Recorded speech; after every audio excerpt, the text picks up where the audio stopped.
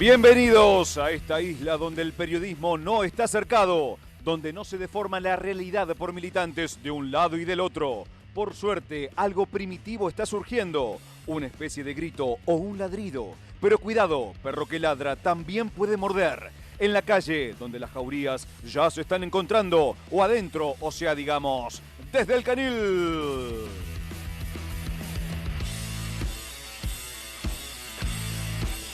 Desplumando a Mauricio Macri. Se termina la campaña en Cava.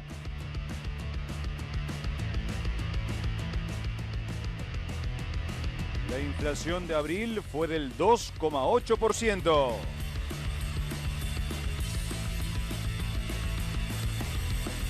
Bienvenidos, buenas tardes a un nuevo programa de Desde el Canil, un día particular, agitado, ¿sí? Más que nada por lo que vamos a informar más tarde, el dato de inflación del mes de abril, pero también una escena política que está empañada por las elecciones en Capital Federal y por medidas electoralistas. Y empiezo con vos, buenas tardes Ariel Maciel, para hablar de esta medida que la verdad fue polémica por parte del gobierno con respecto a los subsidios a la provincia de Tierra del Fuego.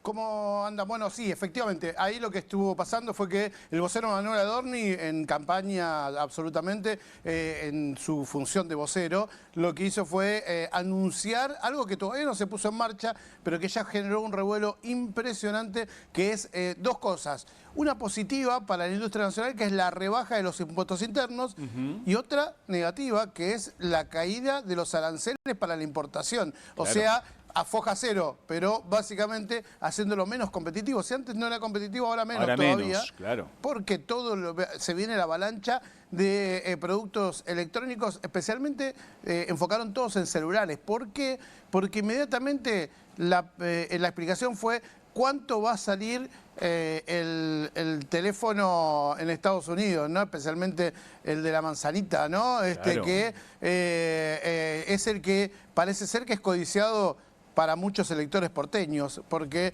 evidentemente es el impacto electoral más importante que dio el gobierno en este contexto de antesala a la elección en la ciudad autónoma de Buenos Aires. Esta situación generó un conflicto realmente importante en toda la economía. ¿Sí? Yo estuve hablando con algunos empresarios del sector, especialmente vos señalabas Tierra del Fuego, que es donde se asientan, especialmente en Río Grande, las fábricas más importantes, y ahí vamos a tener algunas novedades porque esto afecta directamente a algunas empresas. Ya anunciaron medidas. Justamente, Ari, estamos en comunicación con Horacio Catena, es secretario general del Sindicato Unificado de Educación Fueguina, porque hubo una reunión muy importante donde participó el gobernador de Tierra del Fuego, Gustavo Melela. Buenas tardes, Horacio, te saludamos aquí en Desde el Canil.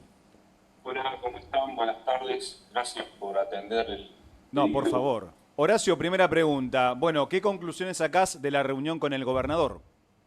Bueno, en principio que obviamente que coincido con lo que ha dicho tu compañero acerca del anuncio, que es un anuncio apuntado al electorado de Capital, pero que impacta severamente en la economía de toda la provincia, pero sobre todo en varios aspectos que tienen que ver con la soberanía, ¿no?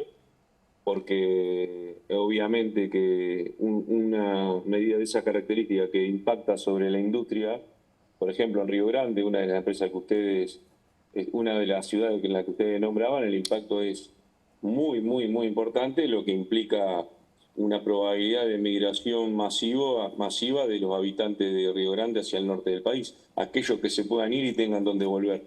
Horacio, ¿Sí? te consulto, justamente esta reunión la convocó el gobernador, convocó a todos los gremios de la provincia, aún no hay medida oficial, pero generó una preocupación muy fuerte. ¿Cómo la dimensionás? No, bueno, sí, fue una convocatoria a todos los gremios, a todas las centrales, para poner en alerta lo que implica, lo que vivimos hace muchísimo tiempo y pasamos los 90, sabemos de lo que se trata. La evalúo como una reunión importante y que dio lugar a una reunión para el día de mañana, a las 10 de la mañana en la ciudad de Tolwyn, de todos los gremios de la provincia, para analizar más en detalle cómo podemos actuar frente a una situación tan límite, ¿no? porque eso impacta primero a los metalúrgicos y metalúrgicas, pero después a los gastronómicos, a camioneros, a comercio y obviamente que a todos los que somos servidores públicos nos impacta también, o sea, impacta toda la economía de la isla, ¿no? Horacio, ¿y hay una estimación de empleos que resultarían afectados por la medida del gobierno allí en la provincia? Y va a depender mucho de lo que defina cada uno de los industriales, por supuesto, ¿no? Pero el secretario general de la UOM de Ushuaia, por ejemplo, que hoy arrancaron un paro por tiempo indeterminado, en esa reunión dijo que se perdería prácticamente la totalidad del empleo electrónico en Ushuaia, que no es poco para Ushuaia, ¿no? Si bien Ushuaia tiene una fuerte presencia del turismo, la fábrica tiene un peso importante también en nuestra economía. Y en Río Grande, obviamente que se ponen en peligro, primero la renovación de los contratos, que es la primera caída fuerte que tienen rápidamente los trabajadores metalúrgicos, y posterior a eso es la pérdida de empleo directo. Por eso tanto la UOM Río Grande como ASINRA, que es el gremio de los supervisores, están en la misma medida. Hola, Horacio. Horacio, buenos días, buenas tardes. Ezequiel Orlando te saluda. ¿De cuántos puestos de trabajo estamos hablando? Te quiero consultar en primer lugar en toda la provincia, y en segundo, el gobierno lo plantea por otro lado, ¿no? Mi celular tiene el sellito, la estampita de Tierra del Fuego. Ahora, lo que dicen ellos es, este celular, si no tenemos el régimen de promoción, se puede importar mucho más barato. ¿Cómo responden ustedes como trabajadores a ese argumento? Bueno, yo no tengo el número preciso, yo soy dirigente docente, pero estamos hablando de alrededor de 7.000, 7.500 puestos de trabajo, que para una provincia como la nuestra es muchísimo, que ya viene en caída. Nosotros en los mejores momentos de la industria electrónica hemos tenido en toda la provincia alrededor de 15.000 empleos, ¿no? Luego me parece que es una provocación, porque una vez que se monopoliza la importación, es decir, desaparece la producción nacional, todos sabemos que esos precios ya no tienen ninguna referencia local. Y por otro lado, lo que nos decían hoy los dirigentes metalúrgicos, que no es cierto lo que dice el gobierno nacional en torno a los precios de los celulares y la comparación, ¿no? Aún así, también ha salido un CEO de Newsan planteando problemas en cuanto a la competitividad. Es decir, ha tocado algunas vísceras o algunas fibras sensibles de la población, que yo creo que con el pasar de los días la reacción de todos los fueguinos y fueguinos, o por lo menos en su gran mayoría, va a ser muy grande. Estamos hablando de muchos empleos directos. Cuando yo te hablo de 7.000, 7.500 son de empleo directo. Claro. Luego todo eso vos tenés que calcularle por lo menos otros 2 empleos indirectos, ¿no? De distintos tipos, transporte, comida, comercio. Sí. Bueno, obviamente que nosotros, yo soy docente, obviamente que si hay una migración va a caer el empleo estatal también, porque se van a cerrar aulas. Claro, Horacio, te agradecemos mucho los minutos que estuviste con nosotros, ¿sí? Muchas gracias. No, gracias a ustedes, y disculpen si no ha sido lo claro que necesitan, seguramente que... No, por favor, sí, clarísimo fue. Fue clarísimo. Gracias. Muchas gracias. Así pasaba Horacio Catena, secretario general del Sindicato Unificado de la Educación Fueguina. Bravo el panorama, Ari. La verdad es que es tremendo.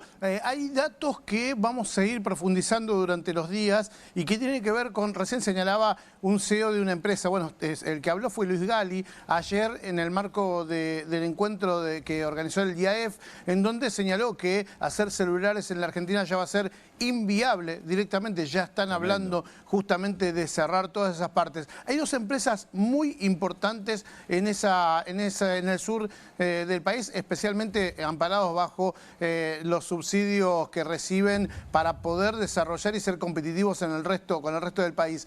Recordemos, a ver, esto está vinculado porque producir en Tierra del Fuego es muy difícil. Dos empresas, una es Newsan, ¿sí? La otra es Mirgor. ¿Sabes quién es el dueño de Mirgor? ¿Quién? Uno de los Caputos.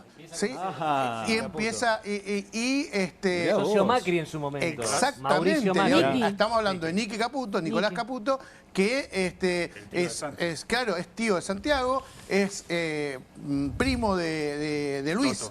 De Luis Caputo, y que en su momento se había hablado tanto que se iban a sacar, después no se sacaban, y de repente pasa esto. Vamos a contar un montón de cosas más adelante en el programa. ¿Será parte de una estrategia anti-Macri? Bueno, lo veremos. Pero ahora vamos a hablar del Pepe Mujica, ¿sí? El revolucionario que esquivó la locura y así se despedía hace unos meses. Un anciano que está muy cerca de emprender la retirada de donde no se vuelve. Pero soy feliz porque están ustedes. Porque cuando mis brazos se vayan, habrá miles de brazos sustituyendo la lucha. Y toda mi vida dije que los mejores dirigentes son los que dejan una barda que los supera con ventaja. Cecilia Degli Innocenti fue un hombre simple, un expresidente, pero también un símbolo de la austeridad mundial, ¿no? Así, efectivamente, fue como lo definieron todos los titulares del mundo, porque la noticia del fallecimiento del expresidente de Uruguay, Pepe Mujica, o sea, resonó en todos los lugares del mundo por este detalle que mencionás, la austeridad, un símbolo de austeridad para un presidente que siempre supo mantenerse, digamos, fiel a sus bases y que no se dejó de contaminar por las vestiduras, ¿no? De a veces ciertos presidentes monarcas que han gobernado países de América Latina, a tal nivel de que se lo ha conocido como el Mandela de Latinoamérica. Tremendo título. En distintos lugares donde quizás no están tan cercanos a la cultura latinoamericana, ¿no? Nelson Mandela, expresidente de Sudáfrica y líder del apartheid. Bueno, a Mandela también se lo compara desde ese lugar por esta visión que tiene de la vida, que tiene que ver con una filosofía política que él logra en un momento muy particular, que fue cuando estuvo encarcelado. Exactamente, coinciden en eso, condiciones digamos. infrahumanas. Claro, no, y aparte, Ceci, algo no menor, que todo el arco político también lo fue a despedir al Pepe, cosa que si lo pensamos acá en Argentina es casi imposible, ¿no? Es cierto, tiene un poco que ver también, creo, con la idiosincrasia uruguaya, ¿no? Pero no es un detalle menor que Pepe Mujica de alguna forma simboliza la unidad, porque él, de hecho, es un referente de todo lo que tiene que ver con la justicia en todo lo que es la violencia política de los 70, ¿no? Que tanto como Argentina y otros países de Latinoamérica, Uruguay no estuvo exenta, y de hecho ese marca el origen de la carrera política de Mujica, que en ese entonces no era el Pepe que conocemos, es decir, que se alza como un símbolo de la austeridad, pero también como de derechos humanos, ¿no? Del respeto por las instituciones democráticas, del paso de la clandestinidad a las urnas para hacerse del poder político. Y es muy interesante, Fede, que en realidad el origen de esta austeridad que el Pepe Mujica de alguna forma se embandera, tiene que ver con lo que él aprende en la cárcel, donde estuvo preso, bueno, estuvo 3 veces preso, de hecho protagonizó una de las fugas más cinematográficas de las que se tiene registro cuando se fuga en el 71 con otros 100 presos, pero en este contexto de virulencia política, ¿no? De una persecución implacable del terrorismo de Estado, en ese momento de Juan María Bordaberry, Pepe Mujica vuelve a caer en la cárcel en el 73, y en ese momento es cuando él pasa el peor momento de su vida, que son los 12 años preso, que estuvo, él lo ha contado en innumerables entrevistas que le hicieron, o sea, sometido a condiciones infrahumanas. Estuvo, por ejemplo, él siempre dice, estuve 7 años sin leer un libro, estuve 2 años aislado en un pozo, me comunicaba a través de código Morse con mis compañeros, o incluso a través de estornudos, o sobornando guardias, entregándole, por ejemplo, dibujos, ¿no? Condiciones que, o sea, tiene que ver con lo peor de los peores rincones de las dictaduras de toda América Latina. Hay algo que decía el Pepe sobre los años que estuvo en cautiverio, que dijo, hay cuentas que no se cobran, sino que solamente se cargan, con referencia a los 12 años que estuvo preso, digamos, ¿no? Aprendió a convivir con ese dolor de estar tantos años en prisión. Totalmente, pero para mí lo más llamativo es que ahí es cuando él logra esta filosofía política de mirar hacia adentro. Porque él lo que decía es eso, yo aprendí que la libertad en realidad no está en lo físico, sino está en la libertad interior. Si vos lográs dominar el plano interno, ya después, no, o sea, para el resto te queda todo. No hay nada que te tuerza. No hay nada que te pueda torcer. Y esa voluntad que a mí en lo personal me hace acordar mucho, por ejemplo, a Viktor Frankl, este famoso psicólogo, psiquiatra que fue preso en Auschwitz y le queman toda su obra y él termina encontrando en su interior, por decirlo de alguna manera, en cultivar la libertad interna para sobreponerse a ese tipo de flagelos, ¿no? Pepe Mujica tiene algo de esto y ahí es donde nace el Pepe que conocemos, ¿no? Es decir, él dice que hasta que eso lo hizo más socialista que antes, pero una vez que sale, a través de una amnistía general, 2 años después, en el 85, él ya sale con otra cabeza, con esta idea de austeridad que mencionabas al principio, pero también con esta idea de, a través de las urnas, volcar todas esas ideas que había logrado de austeridad, pero también de conectar a todos los deciles más bajos a través de, obviamente, el sistema democrático. Y justamente hablando de esos años de cautiverio, tenemos un testimonio de Pepe Mujica cuando habló con Filmus. Estar solo en una prisión 10 años, 13 años. ¿La cabeza qué hace? La vuelta. La vuelta. Luchás por disciplinar la cabeza. Yo estuve 7 años sin poder leer. No me dejaban leer. Entonces tuve que inventarme algunas disciplinas. Y el enemigo más grande lo tenía adentro. Y también adentro tenía el amigo más grande, las dos cosas. En los calabozos descubrí cosas como esta. Las hormigas gritan. Y si no, agarrá una hormiga común y ponétela acá. Y la vas a sentir chillar. Cualquier rata se domestica. Se acostumbra a venir una hora para poder comer. Y estuve medio rayado. Al final me aparecía como un dolor en la oreja y tenía una persecuta que me espiaban y con esto y con lo otro. Todo juego de la imaginación mío. Y por suerte me mandaron a un hospital, ¿viste? Porque me daban como algunos ataques. Es notable. A un hospital militar. Y vino una psiquiatra a atenderme. Estaba peor que yo, ¿sabes cómo estaba? ¿Quién atendía a quién? Arrastraba la carretilla, así, una mujer cuando me... Y yo dije, estoy troleo con esto, estoy turbo marcho. ¿Sabes cómo marcho? Pero me sirvió la mujer, ¿sabes para qué? Para que me dejaran leer textos de ciencia, ¿no? Y tener lápiz y escribir. Y entonces empecé a repasar química, bioquímica, química del carbono. ¿Verdad? Me metí en la ciencia y dale, y empecé a organizar la croqueta, porque lo que pasa es que se me estaba desbarrancando el campo del pensamiento. Tenía una volatilidad brutal y no me podía concentrar en nada, ¿viste? Pero me di cuenta a tiempo que el remedio era yo mismo. Y zafé.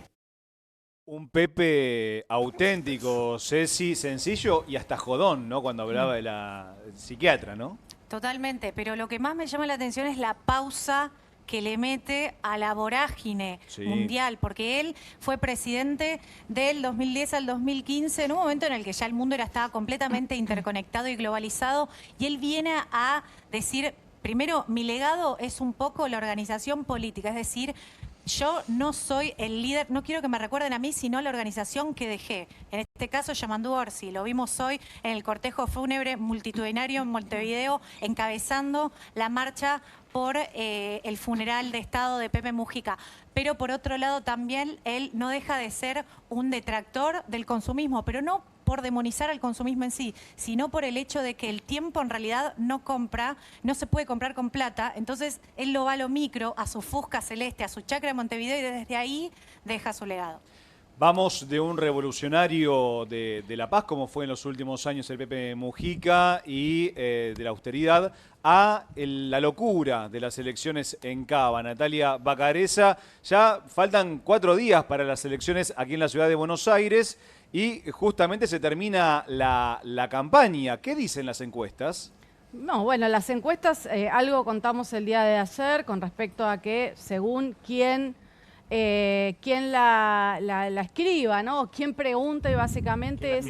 Sí, o quién la financie. No quería ser tan directa, es el ganador. Pero lo que sí se ve es una tendencia donde tal vez está bajando un poco en las encuestas Leandro Santoro, de ahora en Buenos Aires, y tal vez están subiendo algunos puntitos lo que es Silvia Los Penato del PRO, y Manuel Adorni de La Libertad Avanza. Hoy hablaba con gente de la campaña, ¿no?, de La Libertad Avanza. Yo decía, bueno, ¿qué perspectivas tienen para el domingo? Digo, a ver si había algún tono triunfal, si ellos esperaban que tal vez dar el batacazo. Bueno, y la verdad que ese clima de optimismo no lo noté, pero sí que consideran que van a hacer una muy buena elección. Hay que ver si esa muy buena elección es acortar la diferencia con Leandro Santoro y ampliar la diferencia con el PRO. Igual, bueno, Nati, perdón, muy buena elección, sí. Dijeron para Salta también que perdieron la provincia, pero ganaron la capital, entonces sí. Y bueno, pero siempre van a decir que les fue bien. Saquen 3 puntos o 30. Sí, para un distrito donde tal vez como la ciudad de Salta no había ningún referente, La Libertad Avanza, digamos que para ellos sí era un triunfo eso que es ganar en la capital. Nati, y para seguir hablando del tema, estamos en comunicación con Diego Reynoso, director del Laboratorio de Observación de la Opinión Pública de la Universidad de San Andrés. Diego, buenas tardes, muchas gracias por el contacto. Primera pregunta, Diego. Bueno, ¿cómo estás viendo la campaña electoral en la ciudad de Buenos Aires? Porque, a ver, algunos no estuvieron mucho en medios, ¿sí? Hubo una estrategia deliberada ahí, ¿no? Bueno, lo que sucede me parece es que si bien el adelantamiento de las elecciones en muchos distritos favoreció la discusión más provincial y desnacionalizó un poco, digamos, la discusión electoral en esa provincia, Ciudad Autónoma de Buenos Aires, se nacionalizó completamente, porque lo que se está dirimiendo ahí, además de, obviamente, la composición de la legislatura local, quizá el conflicto más relevante que hay ahí es quién va a ser el nuevo jefe político, o el viejo o el nuevo jefe político del electorado que va desde el centro hacia la derecha.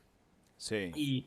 Y en eso entonces la elección se convirtió menos en una elección legislativa, pese a que y local, pese a que muchos de los candidatos tratan de poner los temas de las preocupaciones locales en la mesa, a esta cuestión vinculada con esto que estaban comentando recién, ¿no? Cuán optimismo tienen los de La Libertad Avanza o no, en si desplazan al PRO o no de ese lugar de primacía que tenía en la Ciudad Autónoma de Buenos Aires. Diego, ¿ves algún tipo de campaña sucia en esta elección? Digo, siempre sucede, ¿no?, que todos se tiran con todo. No sé, lo vimos la pelea Macri-Milei por el tema de ficha limpia, Larreta cuestionando la ciudad sucia. ¿Lo viste o ves que en las legislativas un poco más suave? No, campaña sucia no hay. Hay algo de campaña negativa, pero campaña sucia no hay. Entiendo por campaña sucia cuando, por ejemplo, bueno, la estrategia que hubo, me acuerdo en aquella elección, ya no me acuerdo en qué año fue, pero fue con Filmus. Décadas. Sí, cuando, por ejemplo, se llamó a la gente preguntándole qué opinaba de que el padre de Daniel Filmus, no sé qué, y era falso. Sí, era falso. ¿No? Eso sí es una campaña sucia. No veo eso ahora, queda muy poco de acá al domingo, no tuve ninguna noticia vinculada con eso ni en Chaco, ni en Jujuy, ni en Salta, ni en San Luis. Si hay campaña negativa, ¿qué es la campaña negativa? No hacer hincapié en los activos del partido de uno, del candidato de uno, y hacer más hincapié en los pasivos, en los errores del otro. Del adversario, ¿no? Diego, te consulto por qué puede llegar a suceder en la ciudad de Buenos Aires si en efecto el PRO pierde este invicto que venía teniendo por 18 años. Leandro Santoro en efecto queda primero, digamos, con un 30% del electorado. ¿Qué puede pasar mañana? ¿Qué puede pasar el lunes en realidad, ¿no? ¿Qué puede pasar a partir de ese momento ya con un PRO más debilitado en el territorio que era la fortaleza y a partir del cual se proyectaba al resto del país? ¿Pensás que puede llegar a perder fortaleza, desaparecer? ¿Cómo lo ves? Hay una situación, hay un contexto en el cual ese resultado se convierte en un acelerador dramático de un proceso, ¿no?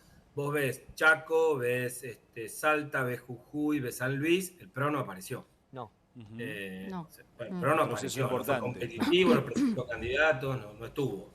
Entonces, hay un repliegue de ese partido que se está convirtiendo en un gran partido nacional, que expresaba una muy buena proporción del electorado, que era el principal partido de la coalición hasta hace poco. Fue gobierno. Gobierno y opositora, digamos, ¿no? Porque era Juntos por el Cambio. Del 2015 en adelante era como ese gran articulador del electorado no peronista, no apareció. Así que se replegó claramente en, vamos a ver qué va a pasar en Entre Ríos, es una provincia, digamos, gobernada por un Rogelio Frigerio, de ese espacio del PRO, y se replegó en la ciudad de Buenos Aires, que es el lugar donde originó ese partido, donde está su fuerza, donde está, diría, la mayoría de los cuadros políticos que tienen, que viven de la política, están en Capital porque tienen el control del gobierno de la ciudad. Van a seguir teniéndolo, porque el gobierno todavía va a durar 2 años más, ¿no? Pero la gran disputa de este año es el electorado y cuál es la magnitud de ese tamaño que tiene el PRO. ¿Cuál es el efecto inmediato de esto? Sí. Que me da la impresión de que ese incentivo, que esa especie de fuerza de gravedad que genera la masa Milei, vamos a llamarlo así como en física, ¿viste? Como los planetas, el volumen de Milei, una época hablábamos acá de volumen político, ¿no? Ese volumen, esa masa, ese peso específico de Milei, que se convierte como en un centro gravitatorio de dirigentes del PRO, va a empezar a tener más fuerza y va a atraer más dirigentes del PRO. Por lo tanto, citándolo a otro analista político, al turco así, va a empezar una nueva temporada de garrochas, claro, donde me da la impresión de que ese efecto más dramáticamente se va a ver en muchas otras provincias, pero va a ser mucho más notable en provincia de Buenos Aires. Diego, muchísimas gracias por estos minutos con nosotros. Seguramente vamos a estar en contacto contigo en los próximos días o semanas. Con mucho gusto. Que tengan una buena tarde. Muy bien, muchas gracias. Así pasaba Diego Reynoso, director del Laboratorio de Observación de la Opinión Pública de la Universidad de San Andrés. Ahora nosotros nos vamos a un pequeño corte y enseguida volvemos con más desde el Canil.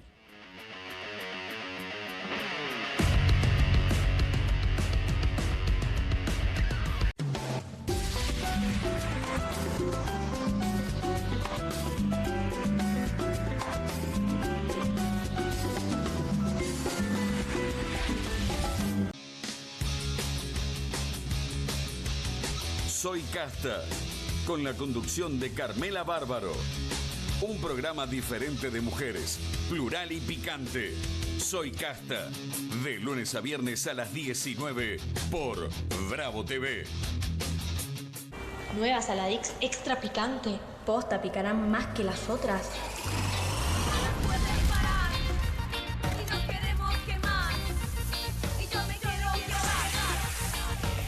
Porque tus ganas de picante son imposibles de apagar. Nueva Saladix extra picante. ¿El dolor de garganta arruinó tu día? Confía en Strepsils para darlo vuelta. Su doble efecto actúa de manera local, aliviando el dolor y la inflamación en tan solo 2 minutos. Y con un efecto duradero de hasta por 4 horas. Decile chau al dolor de garganta con Strepsils. Tiene las nuevas Mogul Jelly Beans. Ah, vos querés las nuevas Mogul. Jelly Beans. Sí, las... Jelly Beans. Esas. Me las das. Obviously. Mogul Jelly Beans. Nuevas Mogul Jelly Beans. Pedilas como quieras, pero probalas. Llega el Hot Sale a TV Compras. Hasta el 18 de mayo encontrá los mejores productos con envío gratis, cuotas sin interés y hasta 50% off. No te quedes sin el tuyo. Empezá a aprovecharlo ya. Presentamos LifeWatch, el increíble y nuevo reloj inteligente que pone todo al alcance de tu muñeca, con funciones que se seleccionan con un toque en la pantalla. Toca la pantalla para medir tu nivel de oxígeno en sangre. Toca otra vez para medir tu ritmo cardíaco. Toca la pantalla para medir tu presión arterial. Responde o realiza llamadas directamente desde tu reloj. ¿Me escuchás bien ahora? Fuerte y claro. Es el compañero perfecto para adultos mayores. ¡Ayuda! ¡Me caí! Cuenta tus pasos, la distancia recorrida, las calorías que quemás cada vez que caminás. LifeWatch incluye un cargador magnético con USB y su batería dura 7 días con una sola carga. Es sumergible hasta una profundidad de 10 metros. El LifeWatch es un reloj inteligente que puede trabajar solo o con cualquier teléfono celular para medir y monitorear funciones corporales críticas y tomar registro de tu actividad física para ayudarte a mejorar tu salud y cuidar tu peso. Llama en los próximos 10 minutos y podrás tener tu LifeWatch 3 en un precio especial de promoción. Así es, el increíble y nuevo LifeWatch 3 a un super precio. Consulte también a nuestros operadores por las bandas inteligentes Smart Bands a un precio absolutamente increíble. Escanea el QR, ingresa a nuestra página web o llama al teléfono en pantalla. No demores más. Descubrí los productos más novedosos y exclusivos en tvcompras.com. No pierdas tiempo. Aprovecha esta oferta y obtén este fantástico producto de TV Compras. ¡Llama ya! Bonobón presenta su nuevo chocolate. Con la textura irresistible de las galletas y el relleno único de Bonobón, combinado con nuestro mejor chocolate. Lo vas a amar. Probá también el nuevo Bonobón Coco. Cremosidad que enamora. Comunistas, con la conducción de Juan Di Natale.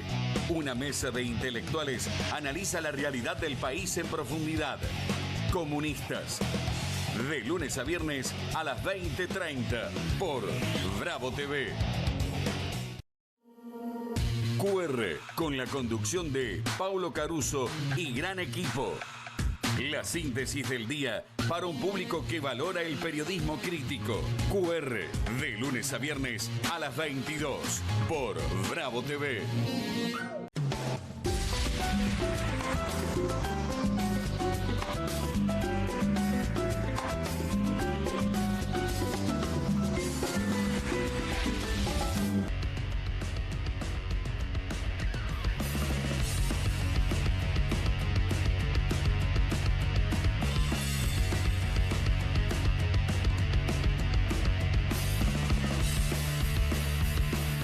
Segundo bloque de Desde el Canil. Vamos a empezar hablando en esta parte del programa de un personaje político importante, de Mauricio Macri.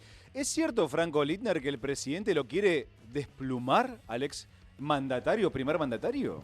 Vos sabés, Fede, que en el gobierno están convencidos de que las elecciones de este domingo en Cava pueden ser un game over para Mauricio Macri. Por favor, Mauricio. Puede ser el fin de su carrera política. ¿En serio? ¿Carrera política? Puede ser el fin del PRO.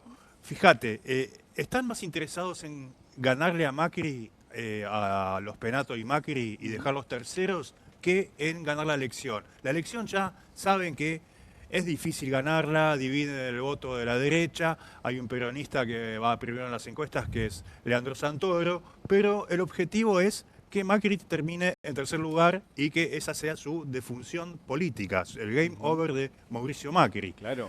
Con ese resultado sobre la mesa, hoy cuando les preguntás qué pasa con Macri después del domingo, si sale tercero, ellos dicen lo siguiente: exilio o muerte. Muerte o exilio. Muerte, o sea, rendición total. Como Perón. O te vas o Claro. ya te comemos. Fuerte Te comemos porque somos leones. Ahora, ¿alguien se sorprende por la actitud de Milei contra Macri? Porque digo, Milei desde un principio iba por todo y era evidente que iba a ir contra Mauricio Macri. Ellos están convencidos en el gobierno de que no hay lugar para dos en el espacio de Claro. la centro-derecha. Sí, no hay sí, lugar sí. para dos. Igual Y el ahí peronismo, ¿no? o te fagocitas a Mauricio Macri o dividís los votos, y eso Claro. no lo podés permitir.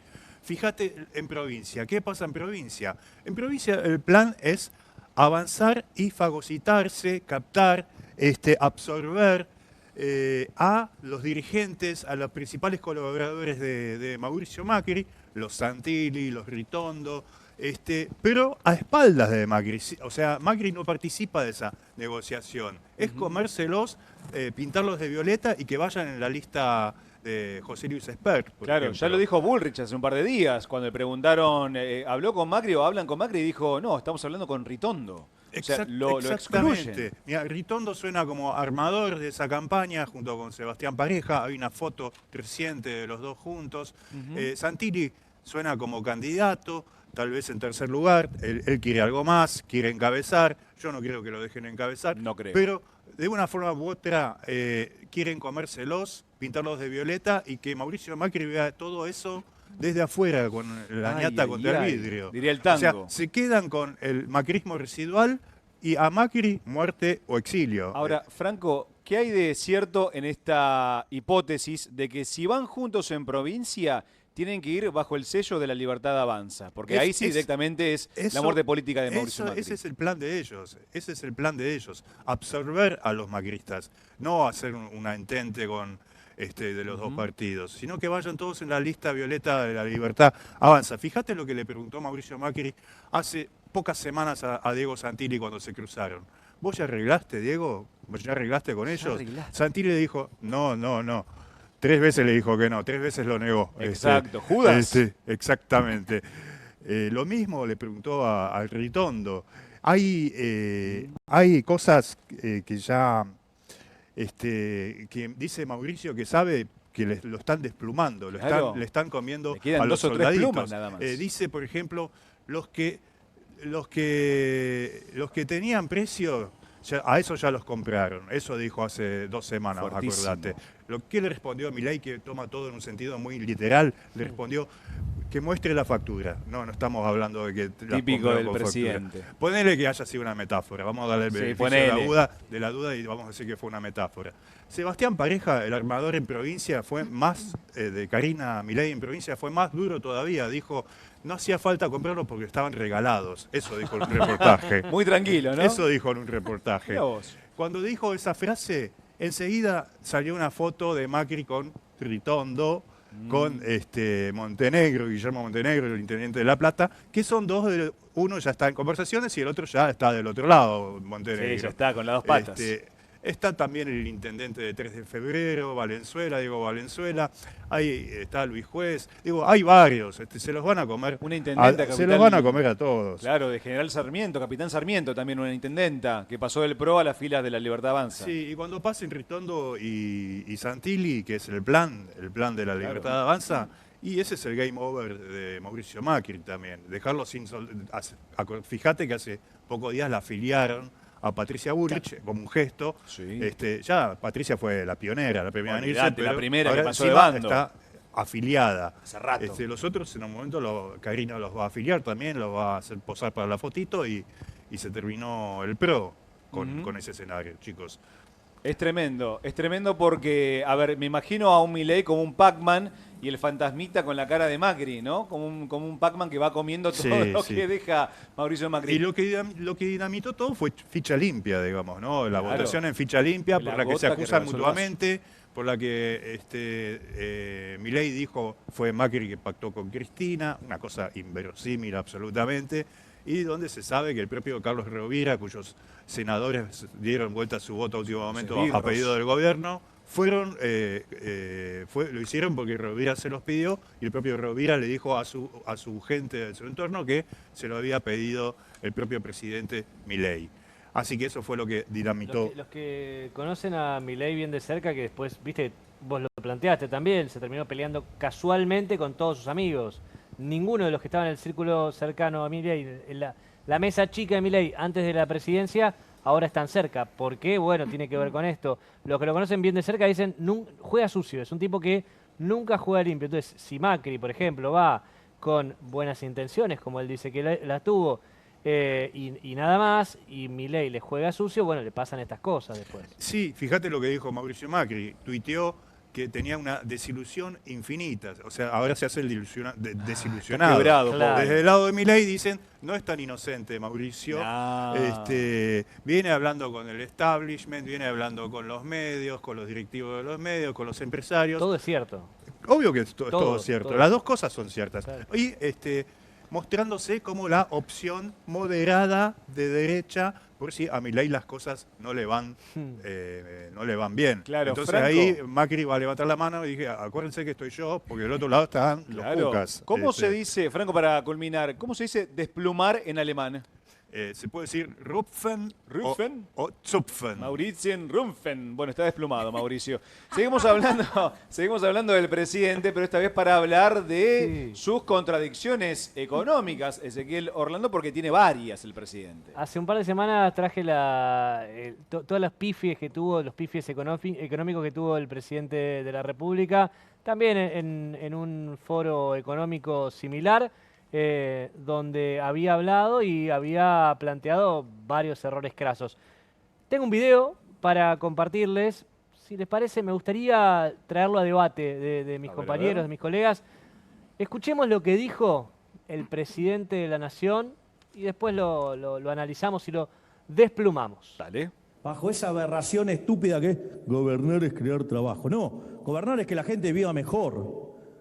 Digo, ¿por qué, digamos, esa frase de gobernar es crear trabajo es una pelotudez del tamaño de una casa? Porque entonces, ¿qué hago? Entonces creo muchos empleos públicos. Digo, vamos a volar por los aires. Eso es lo que hace el kirchnerismo. En realidad, digamos, gobernar es que la gente viva mejor.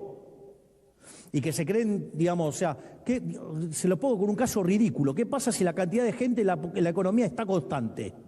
Digamos, la tasa de natalidad igualada a la tasa de mortalidad. Digo, que voy a crear puestos de trabajo si la cantidad de gente no cambia. ¿De qué están hablando? O sea, gobernar es generar bienestar. Bajo esa aberración Siempre tan fino el presidente, ¿no? Sí, no, bueno, eso lo naturalizamos ya, 3 cosas. Lamentablemente. No me quiero perder a ninguna, porque no quiero que se me escapen. Gobernar es generar bienestar. ¿Para qué crear puestos de trabajo si la tasa de natalidad es igual a la de mortalidad? Y gobernar es que la gente viva mejor. Esas 3 cosas quiero plantear. Primero, si vos tenés una tasa de natalidad igual a la de mortalidad, no es que vos suponete que tenés una habitación con 5 personas en 5 caniles, se va una, entra una, no es que, por ejemplo, Ari se va cuando entra Julián. No, entra Julián y después se va Ari o al revés. Entonces, si entra Julián cuando Ari todavía está acá, tenés que traer un canil adicional para Julián. Claro, por supuesto no. que sí. Así las cuentas dan, digamos. ¿O es raro lo que estoy planteando? No, claramente. A ver, la idea de la economía, el crecimiento poblacional, no es tan lineal, no significa que nacen tantos y creas tanta cantidad de trabajo, pero sí que vas hacia ese lugar, digamos, ¿no? En el momento tenés que crearlas en condiciones de esa creación. Bueno, al revés también sirve. ¿Pero qué quiso decir, Zeta? ¿Qué Es es lo una que gran quiso pregunta decir? que no podemos... No hay traductor de Milei acá en piso, me parece. Alguien que esté capacitado para esto. Pero bueno, decía gobernar es que la gente viva mejor. ¿Sí? Yo estoy de acuerdo con esa expresión. Todos. No sé ustedes también. Alberti Sí, por supuesto. diría gobernar es poblar, que igual, Claro, así que también. ahí tenemos una contradicción Bueno, más. Esa es interna de él, una contradicción interna del propio presidente de la República. Datos de CELAC, hace un par de semanas lo sacaron nada más, así que siguen estando vigentes. Boleto de colectivo que puede comprar una persona con un salario mínimo, cayó 7,4% desde que asumió Javier Milei. Canastas básicas que compra una jubilación mínima, cayó 21% desde que asumió Javier Milei. Consumo de carne de vaca cayó 16% Muchísimo. desde que gobierna Javier Milei. Consumo de leche per cápita cayó 11%. ¿Entienden a dónde estoy yendo? Productos ¿no? básicos ese. Claro, Claro, entienden consumo a dónde popular. estoy yendo. El precio de la nafta super de YPF aumentó casi 300% desde que asumió Javier Milei. Y así podemos seguir contando indicadores, mostrándoles todas variables que indican que gobernar es bienestar de la gente, que la gente viva mejor. Bueno, Milei se está olvidando de eso a la hora... Las tarifas, esta también. ¿no? Bueno, por eso digo, puedo seguir contando... Hasta a las 7 no me daría el tiempo para seguir en los sueldos planchados, como vos bien dijiste el Claro, otro día. en este contexto, inflación de abril, 2,8%. En este contexto tuvimos una inflación que desaceleró respecto al anterior, al mes anterior. Le estamos viendo 3,7, ¿no? Si mal recuerdo, sí. 3,7% en marzo. Desaceleró, sigue siendo muy alta.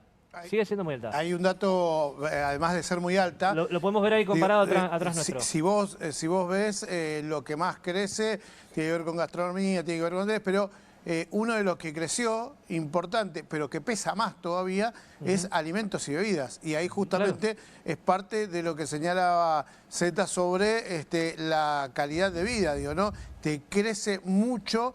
los precios de los alimentos siguen presionando para arriba y además el dato más preocupante es el 3,2 de la inflación núcleo, ¿sí? Que es la que muchas veces el presidente Milei y el ministro de Economía Luis Caputo señalaban cuando iba hacia abajo como el sendero. Bueno, era como una bandera del gobierno, digamos. Efectivamente, ¿no? Sí. Recordemos que el gobierno ancló muchas, por decisión propia, muchas medidas económicas para justamente bajar la inflación y logró llegar a este 2,7, pero hoy YPF volvió a aumentar la nafta y esto va a seguir, estas ollas van a seguir presionando hacia arriba y nada indica que pueda llegar a ir a pisos mucho más bajos. Ari, ese es justamente justamente quería consultarles sobre la inflación de mayo, porque aparentemente la primera semana no tuvo grandes variaciones en materia de precios de alimentos, según algunas consultoras. Un dato último, si me permitís, Fede, dentro de este 2,8 que está atrás mío,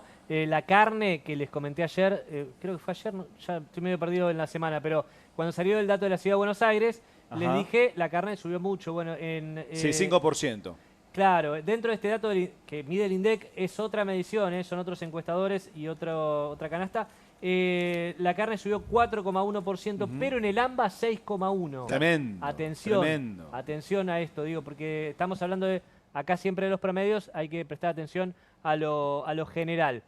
A ver, Fede, respondiendo a tu pregunta, ¿mayo puede llegar a traer un alivio? Y bueno, estamos entre a mitad comillas, de mes. alivio, claro. Estamos a mitad de mes, ¿no? Sigue siendo alto 2,8%, sigue siendo números bastante elevados para lo que necesita Milei a la hora de la votación de octubre, porque todo esto se va a ir acumulando. Obviamente es un recorte de lo que veíamos el año pasado. Los saltos del tipo de cambio van a incidir. ¿Mayo puede darles un alivio? Sí, por supuesto. Pero el tipo de cambio hay que prestarle mucha atención porque todo salto del dólar va a incidir en los precios de las góndolas.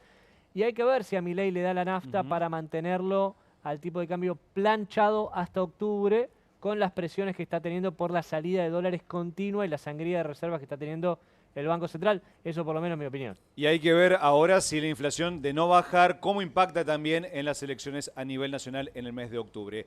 Ariel Maciel, bueno, vamos a hablar ahora del plan que elaboró una importante automotriz que defendió el gobernador de Córdoba, Yarlora, pero que contradijo al gobierno nacional. Cortito y al pie. Ayer se puso en marcha la producción de una pick-up con la que Stellantis, ese grupo automotor más grande del mundo, que en la Argentina va a producir su Fiat Titano, que va a competir contra el resto de las 4x4 que se producen en la Argentina y que tiene mucho éxito de exportación. Ahora, ¿cuál es el punto? Vos decís, bueno, una muy buena noticia. Yarlora, el gobernador de Córdoba, dijo, yo banco esto porque en este contexto en donde hay más importaciones que producción nacional, esto es un hallazgo, hay que bancarlo. Le pregunté al presidente de Stellantis de Sudamérica, esto es parte de una inversión millonaria en dólares que hizo el grupo franco-italiano y comanda Capelano, Emanuele Capelano, comanda desde Brasil. ¿Sí? Dos cosas importantes. Dijo, esto es una inversión a largo plazo. Si la tuviéramos que tomar por el contexto, claramente no es negocio y no se hace. Claro. Primer punto, primera definición. Segundo, cuando le preguntamos por el tema, esa controversia con Caputo, que salió a cruzar y a amenazar de que le iba a quitar beneficios al sector si Stellantis aumentaba los precios como se rumoreaba, dijo, son decisiones que están vinculadas con los negocios de una empresa que es una multinacional. Claro. Así que no se puede meter un ministro de Economía, ¿no? Claramente, claramente. Así que un país pequeño comparado con todos los que operan. Exactamente, es que digo, estamos hablando justamente de la multinacional más grande de la Argentina. Bueno, en ese contexto lanzó Stellantis su plan industrial a contramano de lo que está pasando en la Argentina en términos de promoción de la actividad nacional. Muy bien, bueno, una buena por lo menos dentro de un contexto bastante malo económicamente hablando. Cecilia Degl'Innocenti, bueno, vamos a hablar de un tema que no se habla mucho en los medios de comunicación, que es justamente la situación de la Franja de Gaza. ¿Israel se prepara para conquistar lo que queda de la Franja de Gaza? Fede, lo diste en la tecla, porque se suele hablar mucho de Medio Oriente, quizás en las dimensiones más que tienen que ver con la geopolítica o la política internacional, o la matriz energética, ¿no? Es una región, una de las más disputadas del mundo, donde lo que pasa ahí, porque tiene la mayor cantidad de reservas de crudo del mundo, va a impactar a nivel internacional, inclusive en la Argentina, ¿no? Todos sabemos lo que pasa cuando baja el petróleo, qué pasa con los precios locales. Bueno, por eso es importante mirar esa región. Ahora, vos hablaste en cierta forma de blindaje, y el blindaje de lo que pasa en Gaza tiene que ver necesariamente con la dimensión humana del conflicto. A ver, el primer ministro de Israel, Benjamin Netanyahu, anunció que en sintonía con sus aliados de extrema derecha del gabinete van a conquistar este territorio que recordemos que desde el 67 está ocupado de alguna forma ilegalmente por Israel, cuando ya había un derecho internacional que condenaba, ¿no?, el uso de la fuerza y la anexión ilegal de territorios. Ya ahora se lo dice de una forma abierta, que esto sí es inédito en la historia, porque si bien desde el 67 para acá la violencia a través de, por ejemplo, colonos, ¿no?, israelíes, que hemos visto, por ejemplo, el documental que ganó el Oscar de un israelí y un palestino respecto a la violencia en los territorios palestinos ocupados, ¿no?, que todavía no tienen un Estado. Bueno, hoy se vive de otra forma en función de lo que está pasando en la Franja de Gaza, porque abiertamente están hablando de desplazar a la población a países vecinos. Estamos hablando que esto está tildado como crimen de guerra en caso de que ocurra, ¿no? El desplazamiento Inclusive, forzado de la gente. Ceci, no es que hablaban solamente comunistas o de izquierda o antisemitas. Lo decía el Papa Francisco. Hablaba de la situación de la Franja de Gaza y llamaba a la paz por los constantes ataques del ejército israelí. Totalmente. Y el Papa Francisco fue uno de los que se animó de alguna forma. Lo que pasa es que ahora, ya casi 2 años, ¿no?, de la ofensiva militar de Israel en función de lo que fue la masacre del 7 de octubre, estamos hablando de que es un territorio, uno de los más densamente poblados del mundo y cuya destrucción, escuchá esto, Fede, se equipara a 3 veces lo que dejó la bomba atómica que tiró Estados Unidos en Hiroshima. Ese es el nivel de destrucción de la Franja de Gaza, que ya estamos hablando de ruinas. Recordemos que en este programa hemos mencionado, por ejemplo, una idea muy novedosa de Trump de convertir la Franja de Gaza en un resort, ¿no? Sí, Elon Musk, ¿no? Había hecho un video con IA. Totalmente. Bueno, en imágenes pueden ver ¿Qué haces con la gente? La pregunta ahí está, exactamente. ¿Qué haces con la gente que vive ahí desde hace miles de años? Porque no es que Palestina se creó ayer. Palestina existe en ese lugar, en ese territorio, desde hace Bueno, lo que sea. Bueno, la cuestión es que, parece más frío que nunca este acuerdo. Yo todavía tengo esperanzas, porque cuando el PRO vea que perdió en la ciudad de Buenos Aires, o que hay que ver, ¿no? Esto es un resultado abierto, lo del domingo. Claro. Si llega a perder el PRO en la provincia de Buenos Aires, la única que le queda como partido político es ir a una alianza. De hecho, cuando estaba en las últimas, se alió al radicalismo. Nati, ¿qué pasa si el PRO, sorpresa sería esto, si el PRO queda segundo en Ciudad de Buenos Aires? ¿Cómo queda Macri el lunes? Saca pecho paloma, Obvio. me imagino. Igual sería una derrota porque está perdiendo en su propio distrito, ¿no? O sea, está ahí un tercer lugar es la muerte. Derrota heroica, segundo. Sí, claro. Que gana Santoro está asegurado ya. Que gana, sí, obvio. Van a decir que no es una elección digamos, por las autoridades de una la elección legislativa menor. Es una legislativa, lo van a minimizar y lo que van a hacer es, de alguna manera, si se van a pegar al gobierno para quedar bien parados, ¿sí? O sea, lo único que les queda por delante es ir a una alianza con La Libertad Avanza, me parece a mí, ¿no?, que sería una escapatoria. Digo, esto en la política es normal, por lo menos en la Argentina, que se tiren con todo y después estén a los abrazos. Lo hemos visto millones de veces, lo hemos visto con Alberto Fernández, que no se... con Bullrich. Bueno, no se habló por años con Cristina Fernández de Kirchner y terminó siendo su candidato. O sea, sí, un montón de alianzas que en un principio parecía que se rompía todo, por pero eso, o sea, que yo creo que todo es posible. Exacto. Hay Bueno, chicos, mucho tiempo. Lo que nos espera la semana que viene, por Dios, cuánta información. Ahora nos quedamos sin tiempo, pero a vos te invito a que te quedes en Bravo TV porque ya llega Soy Casta y también te invito de nuevo para que estés a las 6 de la tarde mañana aquí en esta pantalla para vivir más desde el canil. Recordá que no somos leones, pero sí periodistas de raza y vamos a mostrar los colmillos. Muchas gracias.